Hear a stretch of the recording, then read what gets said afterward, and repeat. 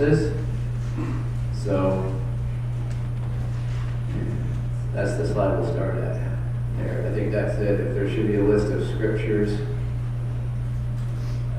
There we go. Okay. So, all right, we're going to go ahead and, are we on? All right, so we're going to go ahead and get started. I'm going to pray. We're going to talk about, I know we've been started to talk about Islam, but I wanted to go a little bit through the history of the Arab-Israeli conflict and what that's all about, so we have a better understanding of what is going on right now. And remember, we talked about worldviews. Worldviews is something that it's the lens through which we view the world, and it shapes our beliefs and our actions. And so pretty much everything going on in history, everything going on in current events, it's really fueled by what is your worldview. And so we're going to talk about right from the beginning, because this conflict that you see going on right now in Israel has its origins way back in the Bible, and we're going to look at it. So let's pray. Father, just thank you for this time together as a church. We thank you for your love and your mercy, your peace upon us, Lord.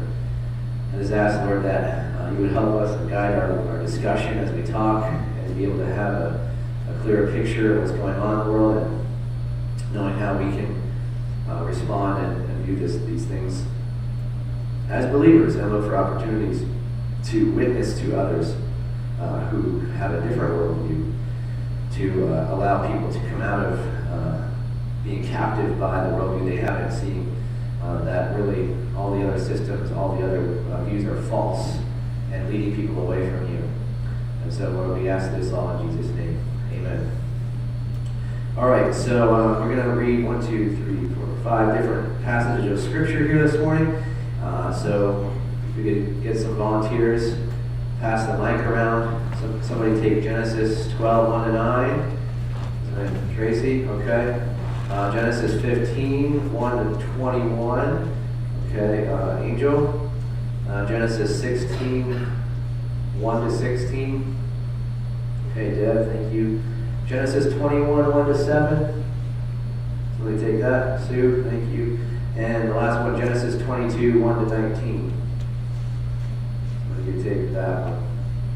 Okay, April, thank you. All right, so the first question I want to ask is, whose land is it anyway? We're talking about Israel, and there's this whole issue of who does it belong to, right?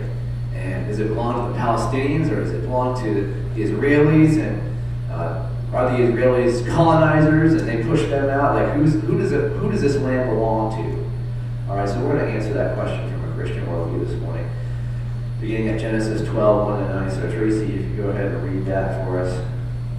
The Lord had said to Abram, "Go from your country and your people and your father's household to the land I will show you. I will make you into a great nation, and I will bless you. I will make your name great, and you will be a blessing. I will bless those who bless you. Whoever curses you, I will curse, and all the peoples on the earth will be blessed through you." So Abraham went as the Lord had told him, and the Lord went with him. Abram was 75 years old, and when he set out from Haran, he took his wife Sarah and his nephew Lot and all the possessions they had accumulated, and the people they had acquired in Haran, and they set out for the land of Canaan, and they arrived there. Abram traveled through the land as far as the site of the great tree of Morah at Shechem. At that time the Canaanites were in the land. The Lord appeared to Abram and said, "To your offspring I will give this land." So he built an altar there to the Lord who had appeared to him. From there he went toward the hills east of Bethel and pitched his tent, with Bethel on the west and Ai on the east. There he built an altar to the Lord and called on the name of the Lord. Then Abram set out and continued toward the Negev. Okay, thank you. All right, let's go ahead and, so keep that in mind, what we just read. We're going to go to Genesis 15, 1 to 21. After this, the word of the Lord came to Abram in a vision. "Do not be afraid, Abram, I'm your shield. Be very great reward." But Abram, sovereign Lord, said, "Sovereign Lord, what can you give me since I remain childless? And the one who will inherit my estate is Eliezer of Damascus." Abram said, "You have given me no children, so a servant in my household will be my heir." Then the word of the Lord came to him. "This man son, who is your own flesh and blood, will be your heir. He took him outside and said, look up at the sky and count the stars, if indeed you can count them. Then he said to him, so shall your offspring be. Abraham believed the Lord, and he credited it to him as righteousness. He also said to him, I am the Lord who brought you out of Ur of the Chaldeans to give you this land, to take possession of it. But Abram said, Sovereign Lord, how can I know that I will gain possession of it? So the Lord said to him, bring me a heifer, a goat, and a ram, each 3 years old, along with a dove and a young pigeon. Abram brought all these to him, cut them in two, and arranged the halves opposite each other.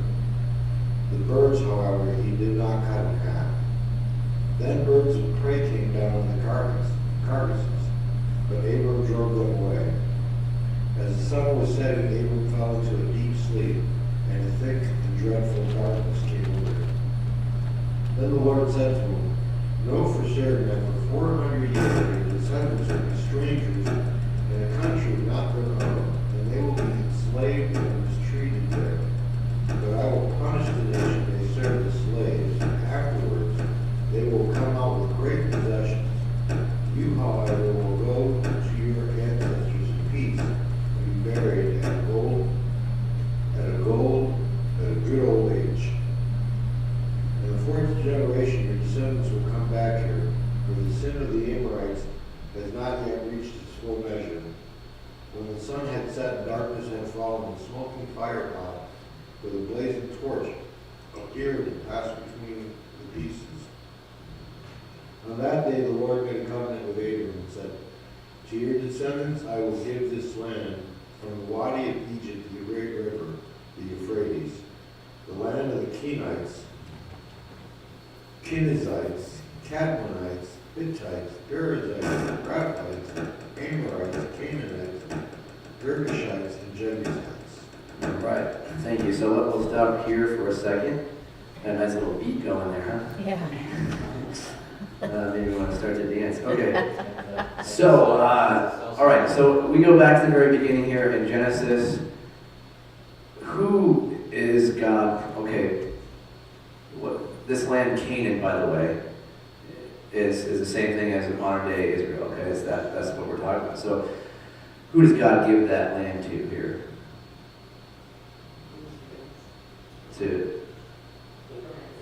To Abraham, right? And so Abraham becomes the father of what nation? Israel, right?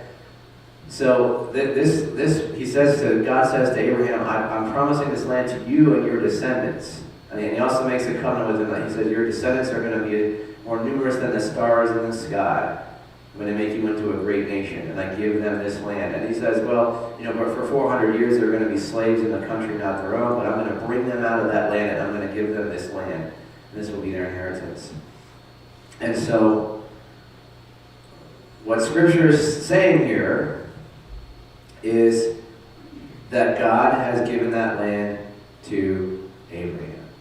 And so therefore the land belongs to Israel. And so they've been there for 4,000 years, because Abraham was probably somewhere around 2000 BC. You would take 2,000 years before Christ. You add about almost 2,000 years after Christ now. That's about 4,000 years. So where do the Palestinians come in? Okay? Because here's the thing, like everyone says that, Israel took that land from them. Well, is that true? Because, first of all, we see that Israel was already there, and that God has promised that land to them. He didn't promise it to anyone else. He promised it to them, to Israel. Okay, so it is their land. Okay, so I know there's a whole rest of the history coming up that we're going to talk about, like how do we get to where we are today. But first, here's where the conflict probably begins. We're at Genesis 16, 1-16. If you could trace the conflict, okay, first we just looked at, who was it promised to? It was promised to Abraham and his descendants, which is Israel. And so here's where the conflict comes in. And notice that it's by poor choices that people make, right? And look at how poor choices can reverberate throughout history and affect so many people throughout history. So Deb's going to read that. Go ahead. Now Sarai, Abram's wife, had borne him no children, and she had an Egyptian maid, whose name was Hagar. So Sarai said to Abram, Now behold, the Lord has prevented me from bearing children. Please go in to my maid. Perhaps I will obtain children through her. And Abram listened to the voice of Sarai. After Abram had lived 10 years in the land of Canaan, Abram's wife Sarah took Hagar the Egyptian, her maid, and gave her to her husband Abram as his wife. He went into Hagar, and she conceived, and when she saw that she had conceived, her mistress was despised in her sight. And Sarai said to Abram, May the wrong done me be upon you. I gave my maid into your arms, but when she saw that she had conceived, I was despised in her sight. May the Lord judge between you and me. But Abram said to Sarai, Behold, your maid is in your power. Do to her what is good in your sight. So Sarah treated her harshly, and she fled from her presence. Now the angel of the Lord found her by a spring of water in the wilderness, by the spring on the way to Shur.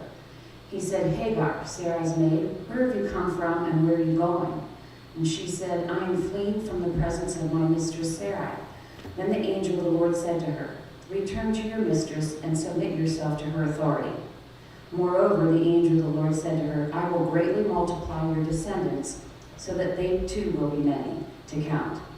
So that they will be too many to count. The angel of the Lord said to her further, Behold, you are with child, and you will bear a son, and you shall call his name Ishmael, because the Lord has given heed to your affliction.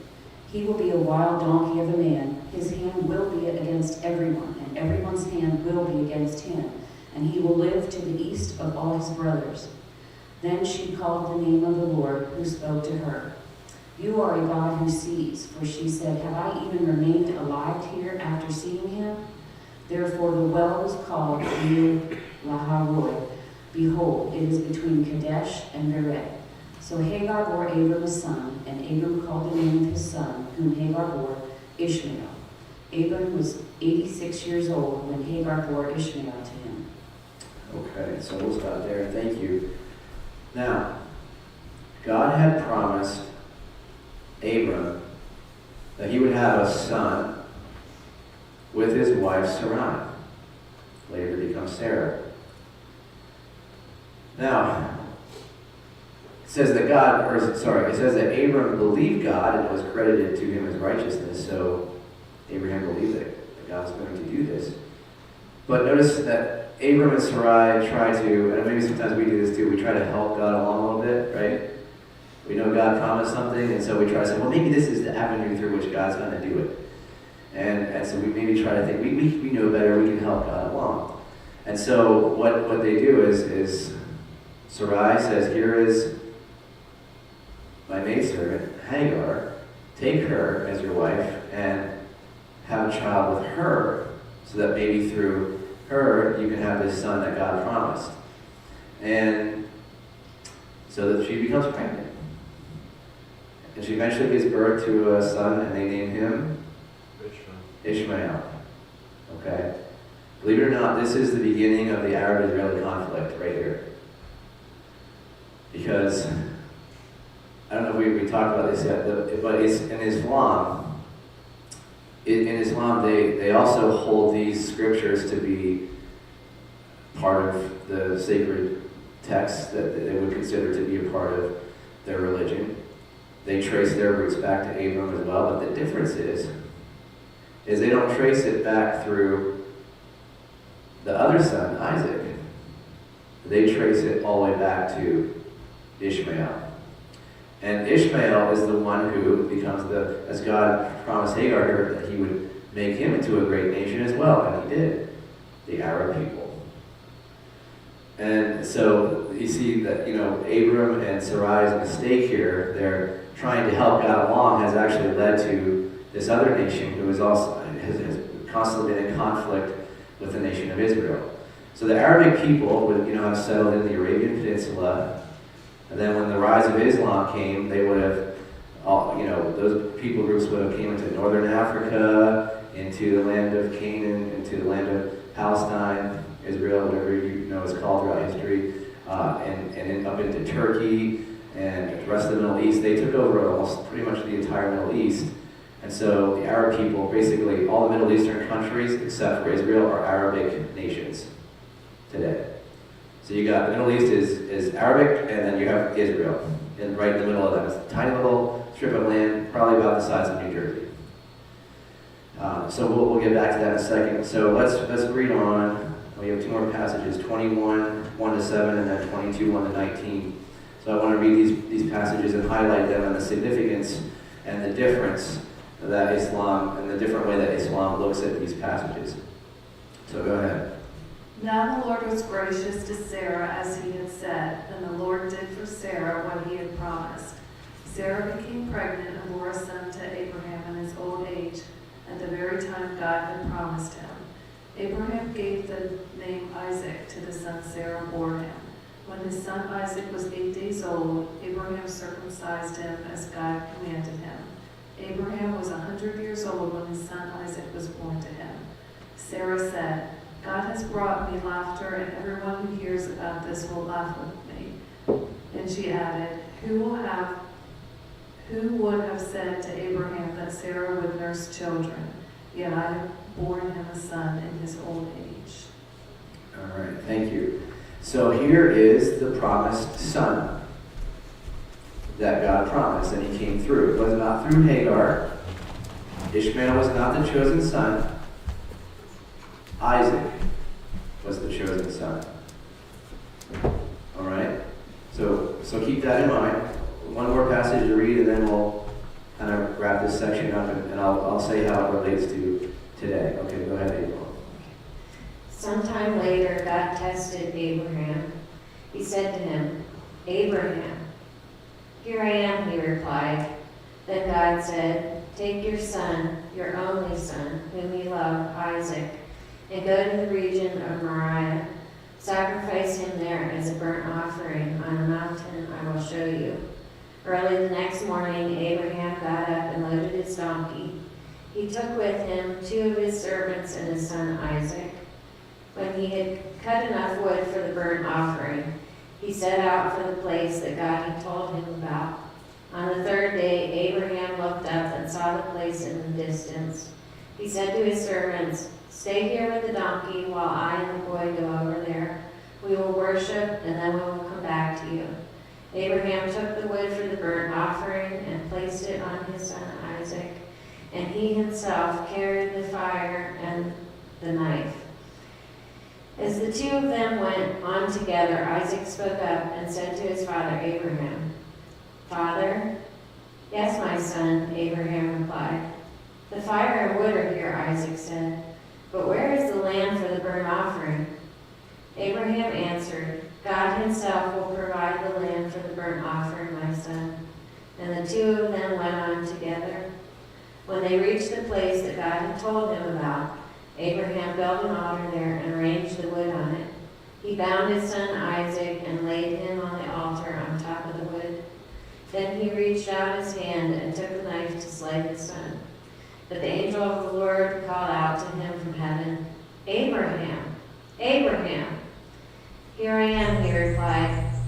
Do not lay a hand on the boy, he said. Do not do anything to him. Now I know that you fear God, because you have not withheld from me your son, your only son. Abraham looked up, and there in the thicket he saw a ram caught by its horns. He went over and took the ram and sacrificed it as a burnt offering instead of his son. So Abraham called that place, The Lord will provide. And to this day it is said, On the mountain of the Lord it will be provided. The angel of the Lord called to Abraham from heaven a second time and said, I swear by myself, declares the Lord, that because you have done this, and have not withheld your son, your only son, I will surely bless you and make your descendants as numerous as the stars in the sky and as the sand on the seashore. Your descendants will take possession of the cities of their enemies, and through your offspring all nations on earth will be blessed, because you have obeyed me. And then Abraham returned to his servants, and they set off together for Beersheba, and Abraham stayed in Beersheba. All right, thank you. So I've kind of picked out these as some passages to highlight, because these are things that in Islam they consider this to be a part of their history too, although there are some key differences. They would look at this and they would say, okay, well, it's not Isaac who is the promised son. Isaac's not the chosen one. It's Ishmael. And you might say, well, it clearly says Isaac. Well, they say no, it's Ishmael because, well, apparently the text must have been corrupted, surely, right? But the Quran also says the word of God cannot be corrupted. So it is a contradiction. But they use it to fit their narrative that it's Ishmael. He's the father of all the Arabic people. And so the Arabic people are the chosen people. And it's really supposed to be their land, not Isaac. And it was also Ishmael who was the one that God asked Abraham to sacrifice on the altar, not Isaac. So it was Ishmael, not Isaac. And so really, wherever you see Isaac here and this covenant made with God, that it would be through his son Isaac, it's always, replace the name Isaac and put in Ishmael, because it's actually Ishmael. So this is kind of the justification for, why they think that should be their land. Okay, so first off, it's because it's through Ishmael, all right, he's the father of the Arabic people, and also that he's the chosen son, so it really belongs to them. And again, that's one of the reasons why Islam is considered an Abrahamic faith, because it traces itself back to Abraham as well, just like obviously Judaism does, and obviously Christianity as well, in a spiritual sense, that we're spiritual children of Abraham as well. And so that's kind of what connects those three faiths. And I think in the beginning, when we were talking about worldviews, we were narrowing it down. We talked about which of the three worldviews could possibly be true, and we said, according to theism, because we showed that, the worldview that makes the most sense is theism, that there's one God. And we said, well, it could either be Christianity, Islam, or Judaism. And I think we hopefully made a good case for why Christianity is the one true worldview. But we're also going to get into more about what do Muslims believe and why that worldview doesn't line up with reality. So you can see this is really, anyway, this is where it begins. Okay, so this is not a new conflict. A lot of young people today are thinking that this is a new thing, and that this conflict really only goes back to maybe the middle of the 20th century. No, this goes way back to 2000 BC. It's much, much, much older. And so I'm going to give you guys a little rundown of the whole history here. So obviously we see that the land is given to Abraham through Isaac, and Isaac has a son Jacob, and Jacob, we see he encounters God, and his name is changed to Israel, okay, and that's where the name Israel comes from, he who struggles with God, and that he becomes the father of a new nation. He's the father of the 12 tribes of Israel, and they become the nation. Obviously, during famine, they go down to Egypt, right? You read this at the end of Genesis. Joseph was sold into slavery, and then he rises up to be second in command with the Pharaoh, and is able to provide food and things that they had stored up for his family. And then his family comes down to Egypt, lives there. Okay, over time, the Pharaoh dies, and the new Pharaoh comes to power who doesn't know anything about Joseph, and he says, hey, these Israelites are going to be too many. Let's enslave them because they might revolt against us and overpower us, so we'll make them slaves. But then we read in Exodus how God comes in and redeems his people and brings them out of slavery and leads them into the promised land. Now it takes 40 years to do that because they were disobedient to God and were not trusting in God. But eventually God does bring them into the promised land, and he promises that he keeps his promise. This is the promise he made to Abraham. So God keeps that promise. He gives them that land, but he makes a covenant with the nation of Israel. And he says, here are my commandments, here are my laws. If you follow these laws, then you'll be blessed, and you'll have a long life, you'll live in the land, you'll prosper. But if you don't, here's what I will allow to have happen. And so he says, if you do not obey my commands, I'll allow these other nations to come in and take you out. And eventually that's what happens. Israel starts to be influenced by other nations, their gods, their practices. So even Israel would worship false gods. Israelites would do child sacrifice. Israelites would do all kinds of terrible, horrible things. And so God said, hey, I told you what was going to happen if you did those things, and here's what's going to happen. So he allowed, first, number one, okay, because Israel had, after the time of David, okay, David had a son named Solomon. He became king. And then after Solomon, because of Solomon's heart being led astray by the many wives that he had and their foreign gods, God allowed the nation of Israel to be split into two. So there was the northern kingdom, Israel, the southern kingdom of Judah. You can read about this in the Bible, in the book of Kings. And so then it's split into two. Now later, in the 700s BC, the Assyrians come in and they conquer the northern kingdom of Israel, and they take them out and they exile them. And then the southern kingdom of Judah remains faithful a little longer until about 587, 86 BC. And then God allows the Babylonians to come in and take them out, and they're exiled to the east and to live in Babylon. And that's during the time of some of the prophets like Daniel and so forth, right, during the time of Babylon. Well, then a new empire comes, and they're called the Persians, and they take over the Babylonian Empire. So now the Jews are under the authority of the Persians. It's during that time that one of the Persian kings allows Israel to go back to their homeland and reestablish their temple, which had been destroyed in 586 BC when they had been conquered by the Babylonians. So they're still under the authority of the Persians, but they are able to rebuild their temple and begin to offer sacrifices there again. Then you have somebody by the name of, this is not in the Bible, but you can read it in what's called the Apocrypha. These are books that some Christians consider to be a part of the Bible, but most of us do not. But we read about Alexander the Great in there, comes in, and maybe you learned about Alexander the Great in history class or something a long time ago, right? He was a Macedonian king who loved Greek culture, and he conquered, well, his father had conquered Greece, and then he eventually went and conquered much of the known world at that time, including the Persian Empire. And so now the Jews are under the authority of this Greek Empire. And, well, Alexander the Great, at a very young age, in his early 30s, he dies. He gets a strange, mysterious illness, he dies. And so his kingdom is split up into many different smaller kingdoms. And the Jews, they fall under the territory of the Seleucids. And so now they're under this Seleucid Greek kingdom for a time.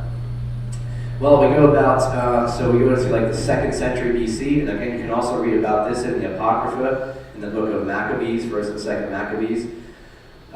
So where would you find this? Well, I guess you can buy these online, or there's also BibleGateway.com is a website that has all different translations of the Bible, and certain translations on there you have to look, but some of them do include the Apocrypha, so you can read all about this.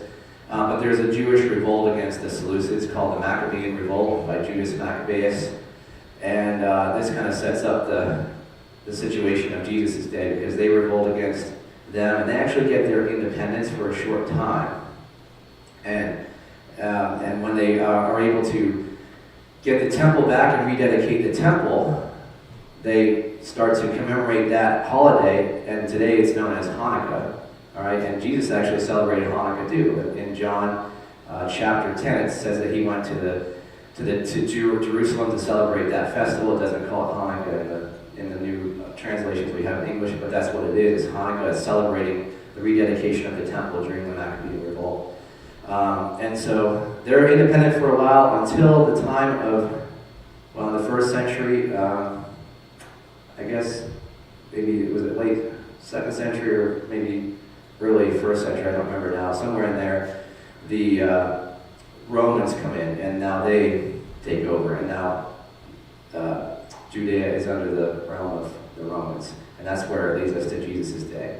And so, have this new temple, there's a new king that's appointed by the Romans named Herod the Great. And so we read about him in the Gospels, and he wasn't so great, right? Because even his own sons were in danger of being killed by him. I think one of the Caesars said, "I'd rather be a pig in his household than be one of his own sons," because he was so afraid of losing his power that he would kill anybody in his path. And by the way, Herod was not a Jew, he was an Edomite. And an Edomite would be a descendant of Esau. So that's another split off of Abraham's line, right? So he wasn't even Jewish. So this kind of sets the stage for the time of Jesus when he comes in. Now Jesus, in Matthew chapter 24 and in Mark chapter 13, in those places Jesus talks about the temple and what's going to happen. They had just been in the city. They go up onto the Mount of Olives, and he points out the temple, and he says, you see this beautiful building said, I tell you, not one stone will be left on another. Not one stone. And they're like, tell us, when will this happen? When will it be a sign of the coming of your kingdom? And so Jesus goes on to predict this destruction of the temple. A lot of people think this is talking about the end of the age, and I think that's what the disciples were getting at, what they were trying to ask. And so this is a very difficult passage to interpret. There is probably some things in there that, yes, they do pertain to the end of the age when Christ returns, but some of them are actually, no, these are things that are going to happen within one generation. Like Jesus says, tell you, this generation will not pass away until these things take place. So what he's really saying is this temple is going to be destroyed, and it's going to happen within this generation. You guys are going to see it. And so what happens, so if we say Jesus was crucified around the year 30 AD, you add 40 years on that, what year is that? Well, that's the year 70. And we do know from history and other sources like Josephus, who is not a Christian, by the way, he's a non-Christian historian, he talks about the Jewish revolt against the Romans that happened between 66 and 70 AD. And in fact, the temple was actually destroyed. And so the city of Jerusalem was sacked, destroyed by the Romans, by Titus, the general, and because they set fire to the city, all the gold in the temple, it melted and it ran down in between the cracks of the stones. And so because of it going down in there and getting between the cracks of the stones and hardening, that's why the Romans went in and turned up all the stones to get all that gold out of there. And just as Jesus predicted, said, not one stone will be left on another. And today you can actually go to Jerusalem. There's spots around the Temple Mount where you can actually see stones just piled in a big heap, huge stones. And so there's the evidence right there. You see, yes, those stones were cast down. Now the Temple Mount still stands, like the retaining wall around it that Herod had built is still there. But as far as the temple itself, it is completely gone. All right? So that happens in 70 AD. Okay? Now, mind you, this is all this stuff happens before there is even such a thing as Islam. Okay? Islam does not come onto the scene until another 600 years after this. Islam, then in the 7th century, is taken by the Muslims. They take the land, and they eventually set up a mosque on that site, on the Temple Mount, and something called the Dome of the Rock. So what this Dome of the Rock is so if you've ever seen pictures of Jerusalem, you look at it on postcards or whatever, it's that, it's part of the classic Jerusalem skyline. It's this big golden dome, right? That's the Dome of the Rock. And underneath that, inside, there is this big rock in the middle of this building. It's a huge rock, and so on that rock, it's believed that that's the exact spot where the Holy of Holies was in the Jewish temple. Okay? And now it's been exposed because the temple has been gone. And it also, according to tradition of the Jews, it's actually the rock that God had created the rest of the world from, and also from which he created Adam. And the Muslims believe this is a very sacred site because underneath there is a cave. They call it the Well of the Souls, and they believe that's where souls are created. They also believe that Muhammad, one night, took a journey from Mecca, and so I'm not making this up, this is what they say. He got on a Pegasus. You guys know what a Pegasus is? Huh? Yeah, flying horse, okay. He flies to Jerusalem, right to the Temple Mount, right under that rock, and then he ascends to heaven, which kind of is bizarre. Why does he have to go to Jerusalem to ascend to heaven? Well, I don't know. I always looked at that as it's kind of like we're kind of doing that to lay claim to that. Like that's ours too. Like we have a claim to it because something special happened there in our religion. So he goes up to heaven and he negotiates with God, and God says, you got to pray 50 times a day. And he gets it down to 5 times a day, which is today one of the 5 pillars. Muslims have to pray 5 times a day facing Mecca. And Abraham, who was there too, said, you could probably get it down to like 3. And Muhammad said, no, I'm good with 5. So they keep it at 5. Anyway, so that's what's currently on the site today of the temple. It's been there throughout history, even during the time that the Christians took it in the 11th century, although they had I think they turned it into a church for a while until the Muslims took it back. So in the 11th century, we have the Crusades.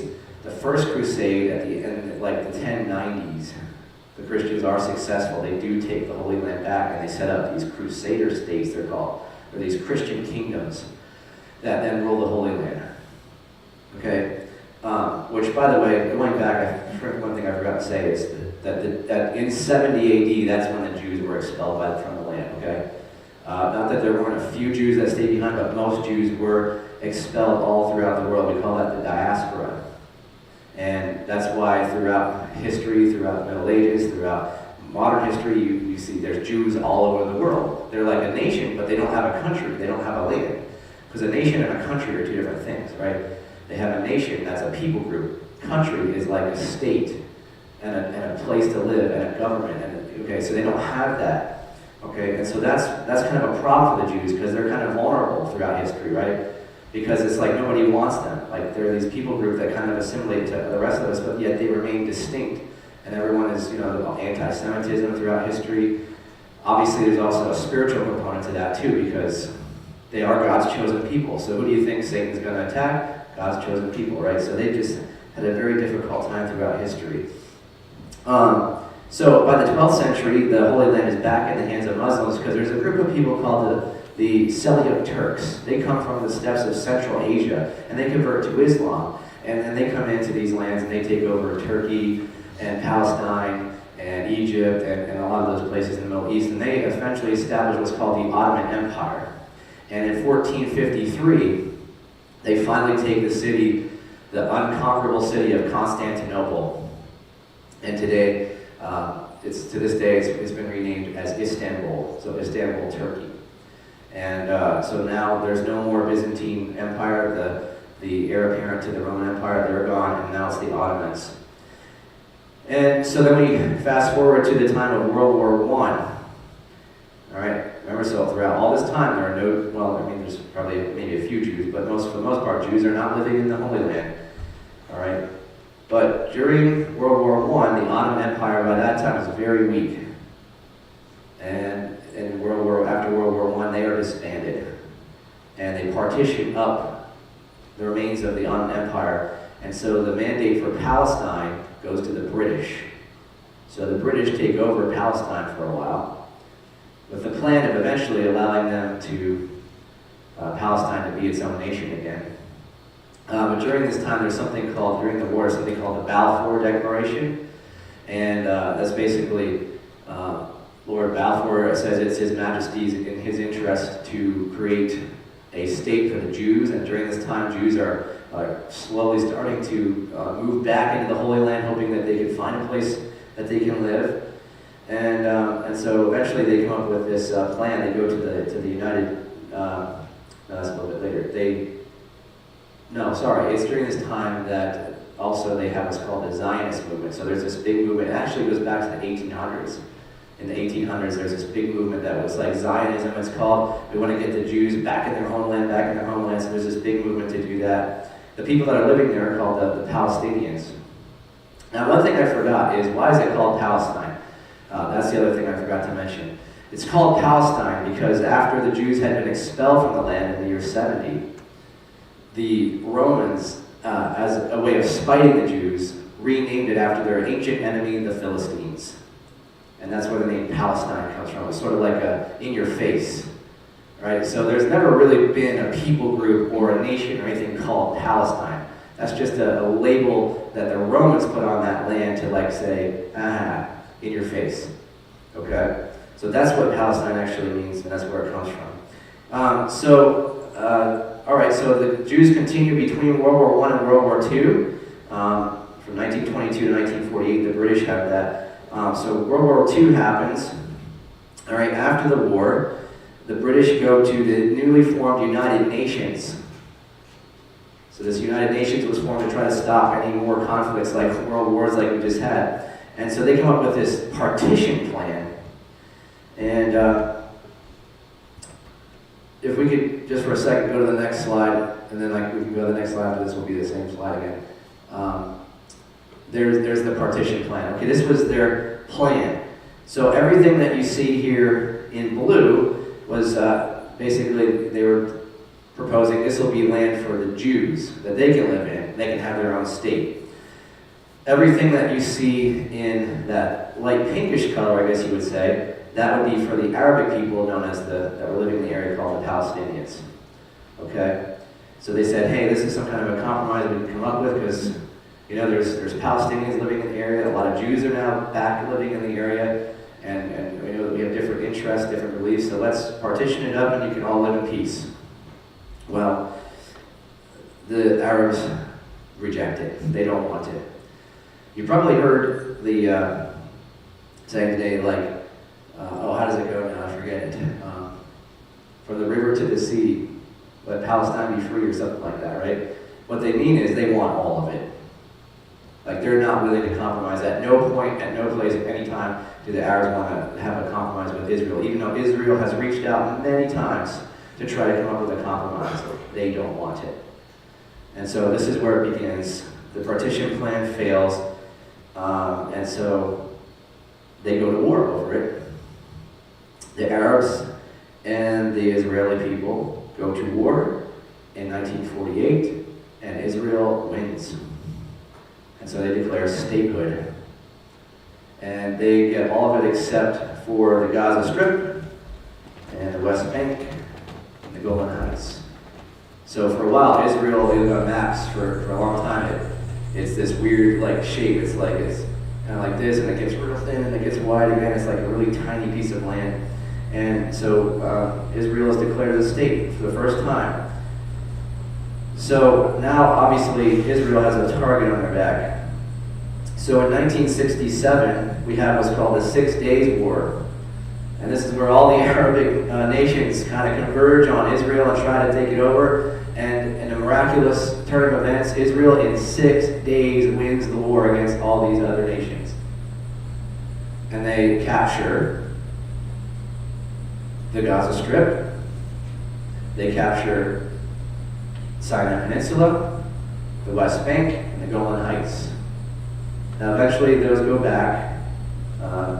Sinai Peninsula goes back to Egypt, and Gaza Strip and all that goes back. But it's still, so the Sinai Peninsula goes back to Egypt, but even though they give that land for the Palestinians to live in, it's under the autonomy of the Israelis at this point. Okay, and then in 1973, the Yom Kippur War breaks out. And by the way, this attack that we just had this past October was supposed to be on the 50th anniversary of that, so that was no accident. That was on purpose. They were doing it on the 50th anniversary of the Yom Kippur War. In 1988, we have this group called Hamas, which is founded, and so that's the group that you hear a lot about in the news today. So they go way back to 1988, and in 2005, Israel withdraws from Gaza. And actually, so here's the thing. Actually, Israel, the government goes in and says, hey, any Israelis living in Gaza, you need to get out. They actually uprooted Israel, their own people from their own land, said, get out of there. And then they partitioned that off and said, here you go, Gaza, have your own land. And so now they have their own autonomy, and sort of still loosely under Israel, but they have some more autonomy. And so in 2006, this party in Palestine and Gaza called Hamas, they are elected as the new party of leadership in Gaza. And they are a terrorist group, really. They're radical Islam. They would like to see anyone who is not a Muslim to either submit to Islam or be killed. That's what they're all about. And this is the party that got elected into power in 2006. And this is the party that's behind these attacks on Israel. And so to try to understand today why you might have young people in college campuses and so forth cheering them on when they're the ones that came into Israel and killed children and women and raped them and all kinds of these heinous acts, and then they're cheering that on and saying that's a good thing. There's also something else that comes into the mix of this, and we'll see when we get into the worldview of Marxism, because there's some Marxism going on here too. So in Marxism, they look at everything from the view of the oppressor versus the oppressed. And so there's people groups that have power that are oppressors and they're oppressed. The oppressors need to rise up and get rid of the oppressors. And in their worldview, they have a morality that says, whatever you need to do, whatever is necessary, the ends justify the means. So when they look at what they're doing to Israelis, they say, well, that's okay. That's the part of the proletariat morality, because the ends justify the means. So yes, by all means, go ahead. So that's why they're cheering them on. You may be scratching your head thinking, why are we applauding this? And that would be why. They think that they're doing the right thing. It's all being affected by their worldview. But it's not justified. And plus, Israel has for so long tried to make a compromise. They've tried to give them their land, but they're not happy with that. They want it all. They want Israel destroyed. They want them wiped off the face of the map. And so some people said to me, because I got a lot of pushback on this, well, most of the Palestinians are just poor, innocent people living in that land. And they are being oppressed. Yeah, I agree, but who's the one oppressing them?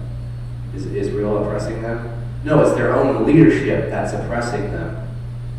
And most of them they don't have any say in what their leadership is doing. And so when we're applauding and say, oh, well, we're just applauding it because we're root for those people that are oppressed living in Palestine, the typical person. Well, no, you can't separate it. You can't say, I'm cheering on what the Hamas leadership is doing because I support the poor people that are under their authority. No, we can support them, but we cannot support what this terrorist organization is doing, because that is not just, it's not righteous, and it is pure evil. And they will have to give an account before God. And so hopefully I know that was a lot of information. It's probably like I was spraying you with a fire hose today, because I was like, there's so much to say. But we don't have that much time, right? But I wanted to, hopefully what you got today is you see this kind of an overview of the history of it, so that we can understand that, first of all, that is not the Arabics, that's not the Arabic people's land. That's the land that's promised to Abraham and his descendants. Okay, it does not belong to them. God has given it to Abraham.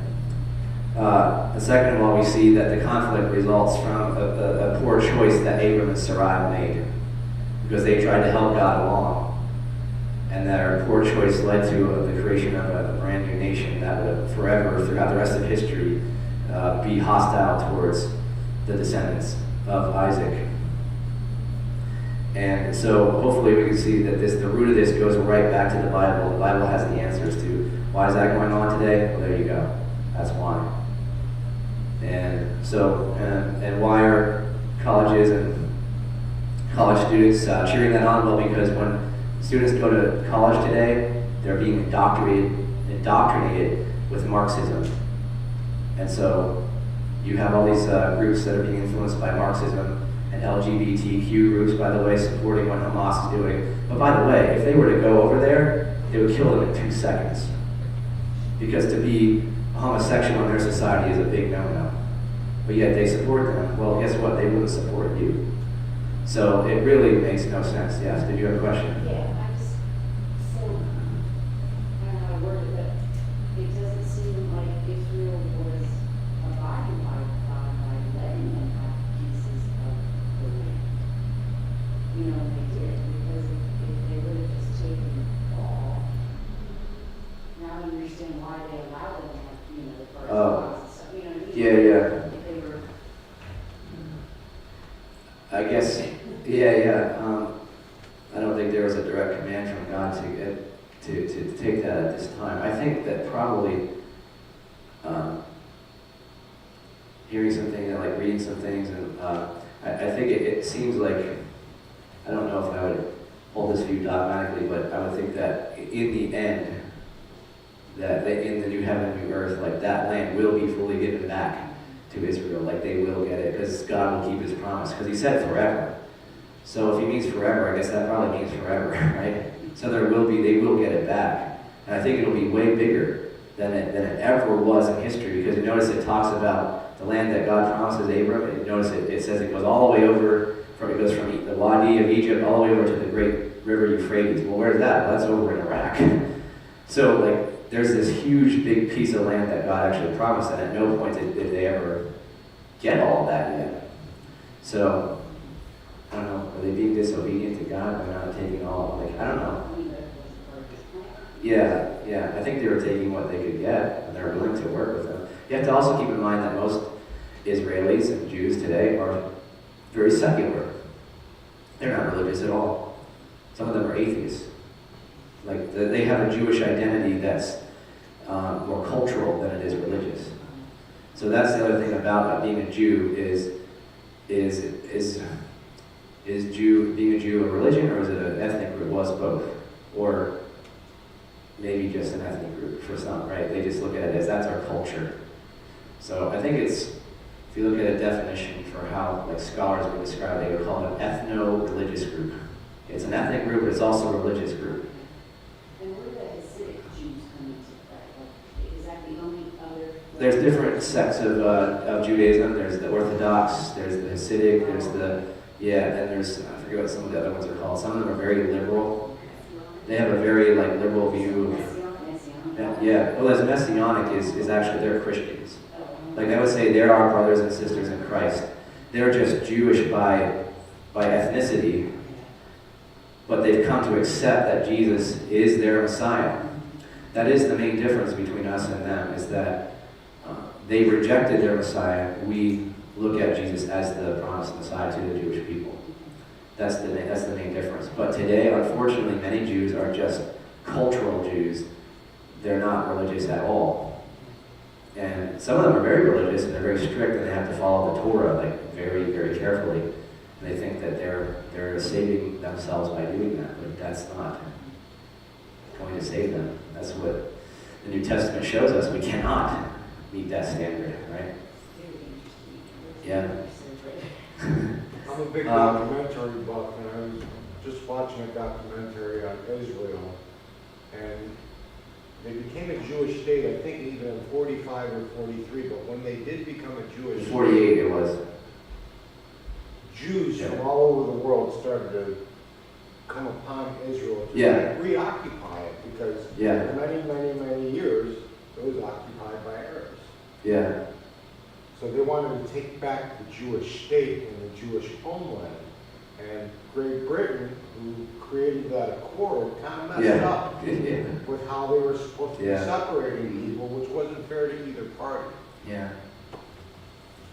Yeah, a lot of the conflicts we have in the Middle East today, or what places in the world, are by, it's been messed up from the time of colonialism. That's really what it comes down to. Other nations came in, took over, and then they gave it back, and then there was a big, and so it kind of makes a mess of it sometimes. Glenn, did you have a question or comment? Oh, I thought it was your hand, but that was Angel's. Okay. I wanted to, any other questions or thoughts before we wrap up on this? So hopefully this gives you a big picture view of where does the conflict begin, who is the land actually promised to. It's promised to God's people, the Jews. It's not promised to the Arabs. We have to make a separation between the Palestinian people and Hamas. And we can't say, oh, because I support Palestinian people, I support Hamas. We can't do that. That's what a lot of people would like to do today. You can't separate it. You can't do that. By the way, many Palestinians are actually Christians too, so a lot of them are our brothers and sisters. But those that are a part of Hamas, they're a radical Islamic terrorist group, so we can't support that. And does Israel always do the right thing? No. They should be held accountable for what they do is wrong, and God holds them accountable too.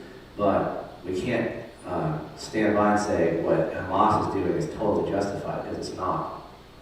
To murder men, women, and children, cut off babies' heads, to rape people, no. There's at no point is that any of that ever justified or should have been tolerated. So, I guess we'll stop here unless anyone has any other questions.